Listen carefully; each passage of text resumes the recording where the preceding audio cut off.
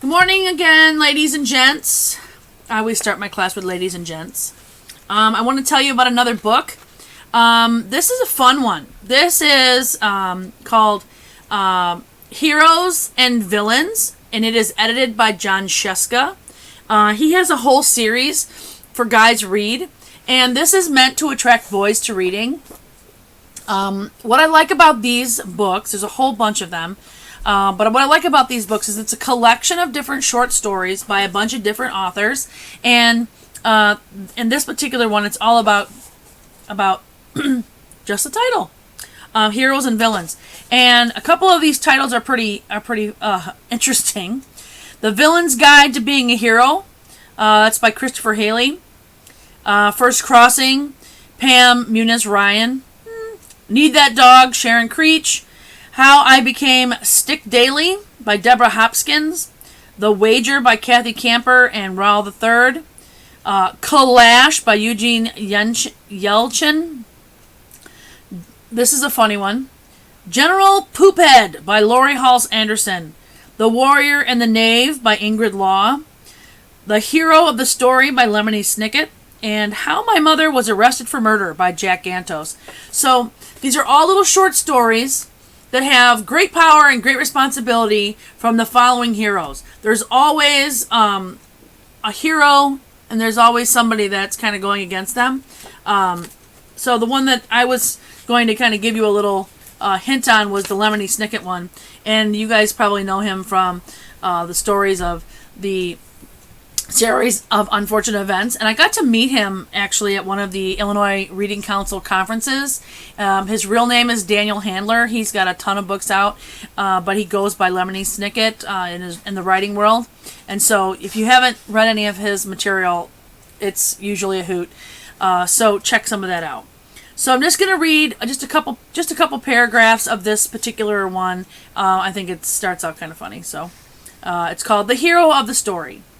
Years and years ago, when I was about your age, I found myself alone in the park in the winter, without a coat, on a terrible afternoon. My story doesn't begin there, of course. I wasn't born in a park, but this story takes place during a time when I was frightened of a baby, and it ends the next morning, shortly after sunrise, when I stopped being afraid. And it begins on this particular park bench. And here's a picture of the illustration of where the story got started. So, kind of gives you an idea of the setting and the day when he was frightened. So it kind of gives you the beginning part of the exposition. That was a vocabulary word we've been using and learning about. Before the story begins, I was frightened of many other things, and I was thinking about those things when a woman approached me. I was frightened that I had nowhere to live. I was frightened that I had nothing to eat. And I was frightened that it was very cold outside, and that I had no coat. And as I said, it was a terrible afternoon, and I had been having a number of terrible afternoons and nights and mornings too, all in a row, like cars of a train, and me sitting there wishing that each car passing in front of me was the caboose. That I had been utterly unsupervised by a number of months, for reasons that have nothing to do with the story, a situation that was more frightening. I take myself to feel better. I had gotten into the habit of thinking about myself as a hero, like a young man of a fairy tale, alone on a journey to seek my fortune. So far, everything had proven to be more difficult than it was in those stories. I had not found a princess who had never laughed, or a talking goose who could turn grain into gold, or an enchanted briefcase, or anything else that would allow me, the hero, to find my fortune and to live happily ever after in some faraway realm. I was in a large city, stuffed with gray brick buildings, and no one had the need of a 13-year-old boy all alone. A shopkeeper had offered me a job sweeping the sidewalk, but then I hadn't done it very well, and he took the broom back.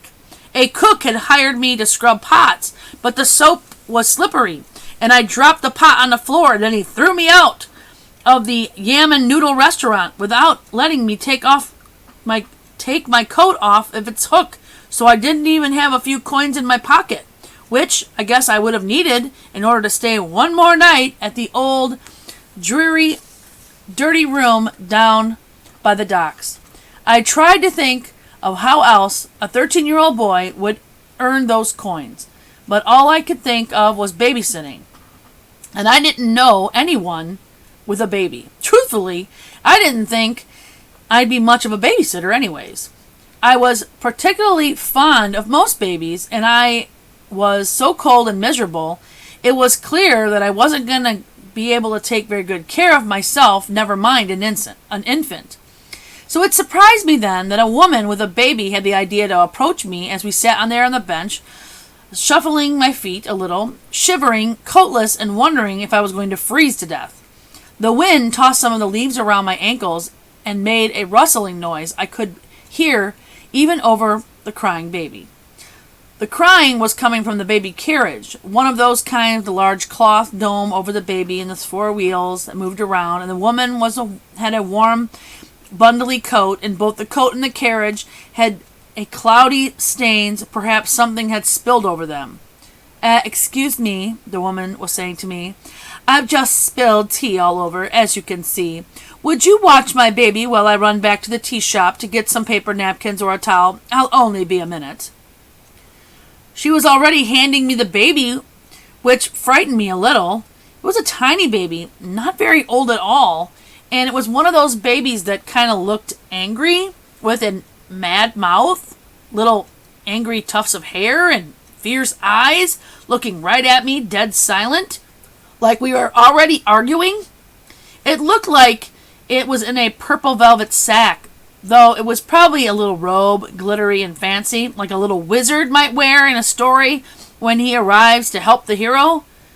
There was even a little hat to match, tucked down on this angry baby's head, so just a few tufts, which I had mentioned, stuck out towards me.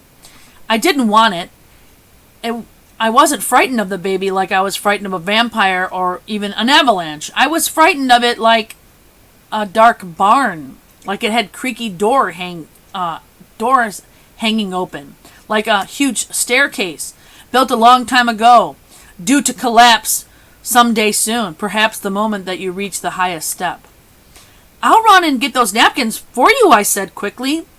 I could see the tea shop, which was little more than a shack with a kettle on it, clear across the park with a few people standing around it with steaming cups. Maybe if I fetched some napkins, I would be considered a hero and be given hot tea. Oh, no, the woman insisted, and she shoved the baby towards me again, so I had to take it. I had to. She began running almost immediately across the park. The baby was warm in my hands, the only warm thing that was near me, but soon was strange. But it was so strangely dressed and angry looking that I didn't want to hold it any closer. The robe was so thick and soft I could barely feel the baby's arms anywhere in there, and the idea of an armless baby frightened me so much that I stopped holding the baby and sort of propped it up next to me on the bench.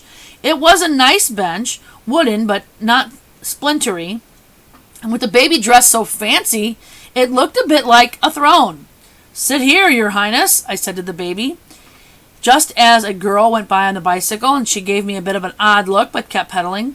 Your mother will be right back, Your Highness. The baby did not relax on the bench. If anything, it looked more cross, and it occurred to me that the woman was not necessarily the baby's mother.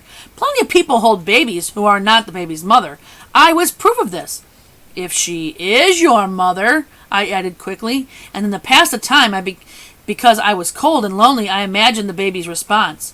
Of course she's my mother, you fool! The baby's voice, as I had imagined it, was gurgly but clear and sounded neither like a little boy or a little girl. It just sounded like a baby. Fool, I repeated. Why are you calling me names? Because I am obviously a fancy and important baby, and a hero of the story, and you are just a boy on a park bench. Even if that's true, I said, it's not very nice. After all, I volunteered to take you. You didn't volunteer? The baby didn't say. You were practically forced, and you're not really taking care of me. I'm just propped up on the bench next to you.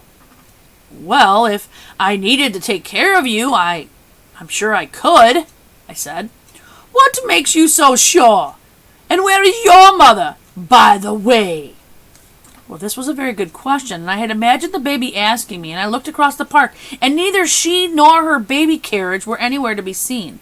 The tea shop was still there, with a stream of people coming out with a kettle prowling through the air. There was a long-lasting, lengthy row of customers that were leaving, but none of them were the baby's mother. They were all men, for instance.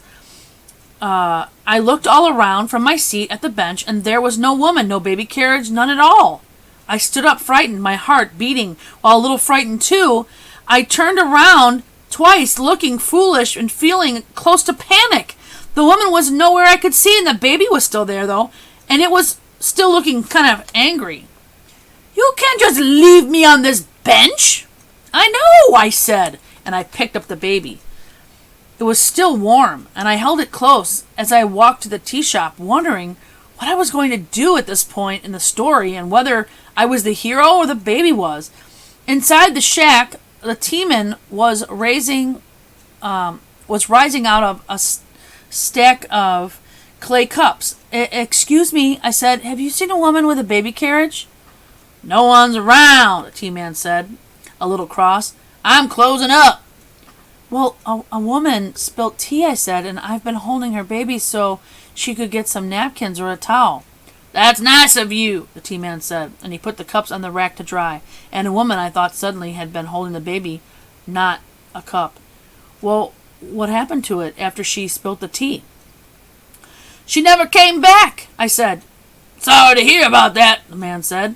"Well, we need to find her. This is her baby."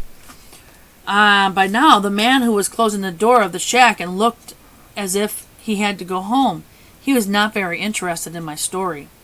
"You seem a little young to be babysitting," he said. "Well, I am not young, and I'm not really a babysitter. I am needing to find this woman." The teaman shrugged into his coat. "If you want to call the police, go right ahead. I'm not stopping you." Well, you're not helping me either," I pointed out. This is an interesting story.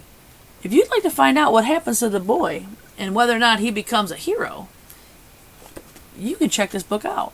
This is just one story in this long book of heroes and villains, edited by Scieszka. Okay? You can find out what happens to that baby and that boy, and what happened to the mother.